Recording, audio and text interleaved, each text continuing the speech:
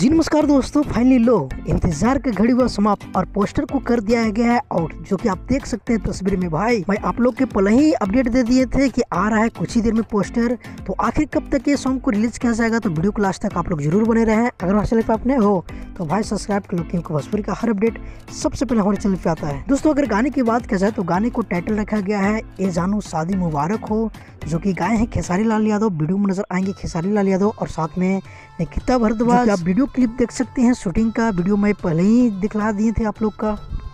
अगर बात किया जाए इस गाने के लिरिक्स के बारे में, तो गाने को लिरिक्स को लिखे हैं अखिलेश कश्यप जी, जो कि भाई जब अखिलेश कश्यप लिखते हैं ना सैड सॉन्ग तो कुछ अलग अंदाज में लिखते हैं। फिर से रुलाने के लेकर आ रहे हैं खेसारी लाल यादव। अगर बात किया जाए गाने के म्यूजिक के बारे में, तो गाने के म्यूजिक दिए हैं राज भोजपुरी जी ने, जो कि बहुत ही बेहतरीन म्यूजिक देते हैं। तो चलो बात करते हैं आखिर कब तक ये सॉन्ग को रिलीज किया जाएगा।